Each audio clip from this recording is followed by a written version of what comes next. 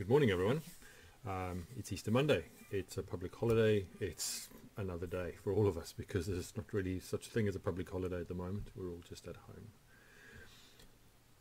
I wanted to talk a bit this morning about resting. A little while ago, for quite some time, the internet tried to sell me a watch, a very particular watch. I don't know if it was because of the things I write or the things I've said, or who knows how much my words are being monitored and checked and fed into some algorithm without me even knowing it. But it's called a slow watch. A slow watch. And you can look it up. There are lots of different ones you can buy from slowwatch.com. It promises, in the joy of the advertising, to help you experience time in a whole new way. And I don't know whether it does that or not. But the magic of the watch is that it just has an hour hand. No minutes, no seconds, just an hour hand. And so that's supposed to just help you slow down, because you look at your watch and there isn't this little, if you have one of those kind of watches, there isn't this little hand dashing around and one going a little bit more slowly and then the hour hand just moseying along. Just to have the hand that moseys along and then your whole life will be calm. I don't think they quite advertise it that way, but that is the premise, you know, buy this watch and slow down. I'm not sure that's how it works, but it's a good attempt to get us to do that. I read an article yesterday that I've been trying to find again this morning and I can't, that said that having done some telephone surveys, researchers had discovered that nearly 3/4, I think, of people in the UK were sleeping longer and sleeping better during lockdown than they normally would. Now maybe that's not surprising in terms of the length of sleep, because for many of us we just have more time and there's less pressing in on us. For many of us, for others of us, life is pretty much the same in many ways. Obviously for some people this is a very anxious time, and the article was reflecting that as well, but there was a noticeable increase in the quality and quantity of sleep that people were having. I'm a morning person. I've been up since just after 6. I bounce out of bed. I make myself a cup of tea. I don't dash into jobs and get myself all productive. I often just sit and stare out the window for an hour in a quiet house, or I go and sit outside actually if the weather's half decent, and just be with my own thoughts and my morning. But I can't lie in bed. For me, it's just I just can't. I don't see the point. And yet I'm married to someone who could cheerfully lie in bed until lunchtime most days if she was given the opportunity, and just lays around. I will extol the virtues of the afternoon nap after lunch when I am just creatively useless and my eyelids have a hard time staying open.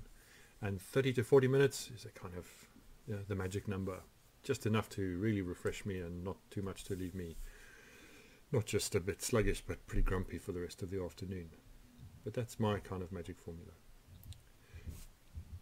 I found this book some years ago by Tom Hodgkinson. It's called, there you go, How to Be Idle. There's another one called The Idle Parent, which is also good. And it's a really humorous book, but it's a proper study of the psychology and culture and sociology of the idea of productivity and being busy and being productive and being feeling like your day has got all kinds of boxes you can obviously tick without looking back and saying, not really sure what I did this afternoon. I remember one or two things. And he quotes early on a couple of verses in Proverbs chapter 6 in the Bible, a collection of supposed wisdom sayings, some of which are really, really powerful, and others now we just might think, what? But in chapter 6 there are these words: "Go to the ant, you lazy bones." In other translations, "you sluggard," which is a bit more in your face. "Consider its ways and be wise. Without having any chief or officer or ruler, it prepares its food in summer and gathers its sustenance in harvest. How long will you lie there, O lazy bones? When will you rise from your sleep? A little sleep, a little slumber, a little folding of the hands to rest. And poverty will come upon you like a robber, and want like an armed warrior." Now suppose if you live in an agricultural community where you are growing your food and you are milking your cows and you are doing all the things that farmers do at 5 o'clock in the morning, if not earlier, if you are George the greengrocer, who has been doing an amazing job in Haxby of continuing to supply fruit and veg and deliver boxes and so on. I had a chat to him the other day. He'd been at the market at 2 o'clock in the morning to buy broccoli, amongst other things. Some people have to. But Tom Hodgkinson goes on to say this. In the first place, I would seriously question the sanity of a religion that holds up the ant as an example of how to live. The ant system is an exploitative aristocracy based on the unthinking toil of millions of workers and the complete inactivity of a single queen and a handful of drones. The voice of God goes on to admonish the poor sluggard, lazybones, for sleeping, and then warns that poverty and hunger shall be their rewards if they continue to lie in bed. Idleness is sin, and the wages of sin is death, and the wages of hard work are £22,585 per annum, with London waiting. There you are. That's his... when was this published? 2004. So yeah, average mean salary's gone up a bit, but yeah, the wages of hard work are a little bit more money perhaps.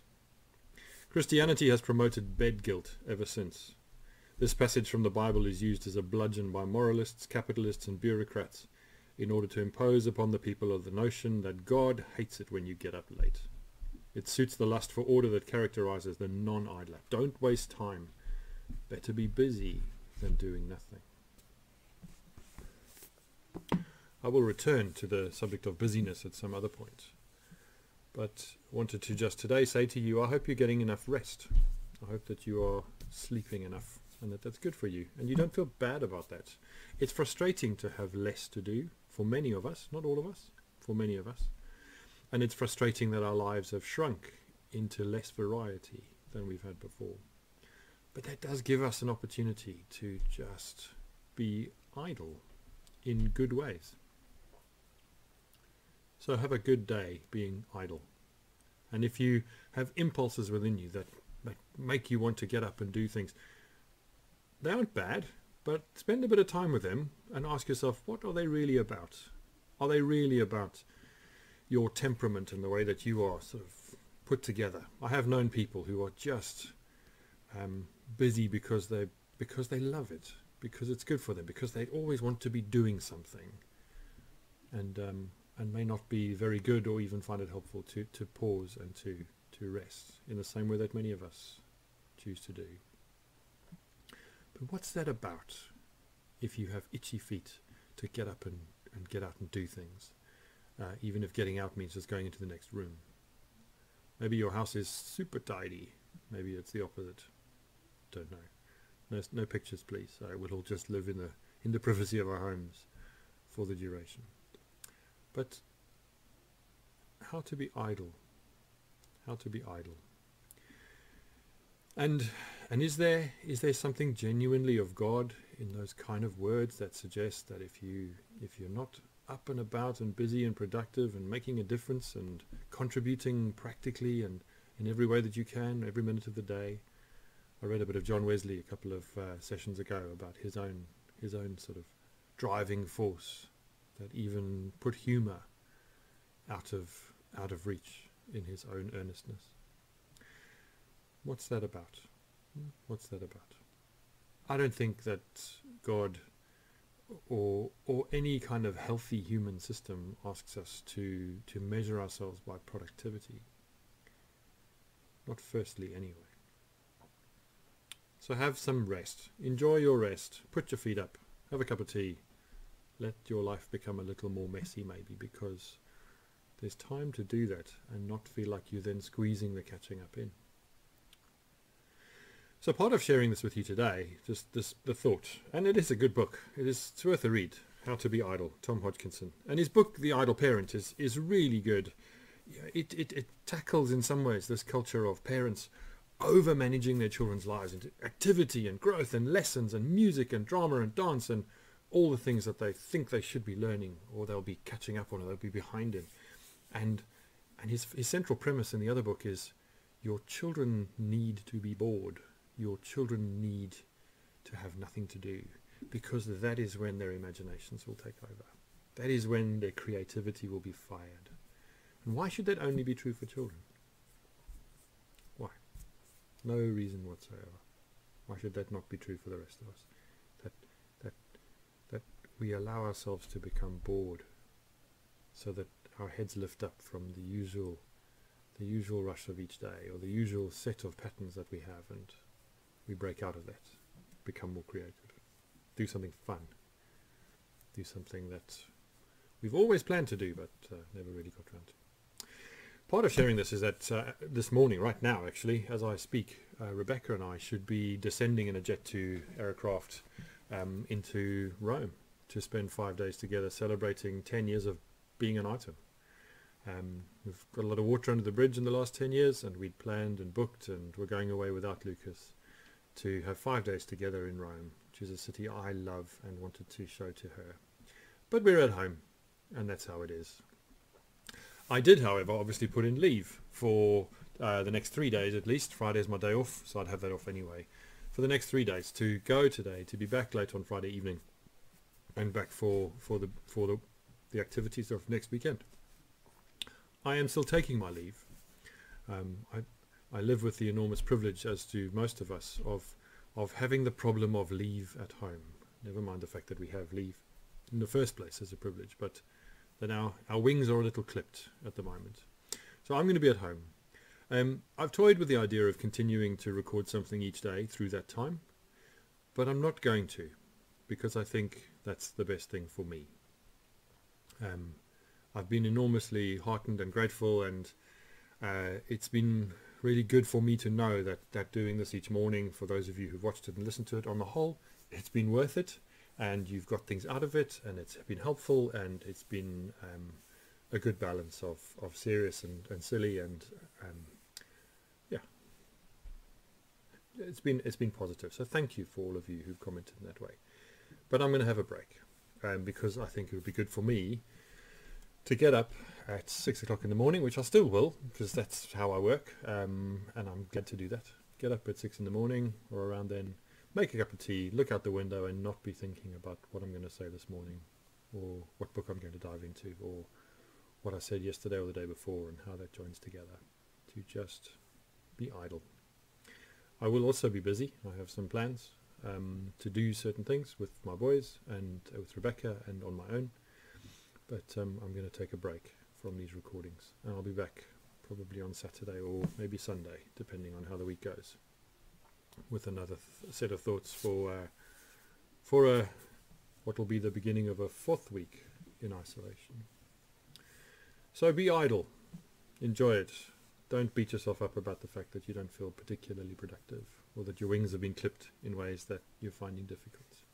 And maybe if it is difficult, the work to do in the struggle with that is to ask why. Why is it hard for me? Why is it hard for me to leave things?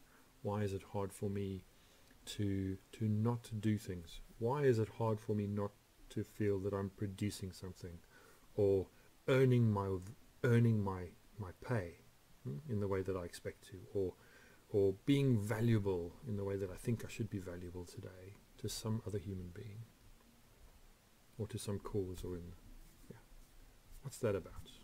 What's that about? And if part of that is that you have an image of God as someone who's made you to be productive and produce things and get busy and save the world, even in small ways, maybe coronavirus can help you unlearn that a bit, because I think for all of us that would be no bad thing. So bless you, have a great week. I'll see you at the end of it, and be slow, go slow. You don't need to spend hundreds of pounds on a slow watch to help you do that. But if you feel yourself to be idle, don't look for a way out of that. Enjoy it a bit. And if you sleep until 11 o'clock in the morning, or whenever it is, because you can and because you like to, then just do that. Just do that. So bless you. Have a great week. Cheers.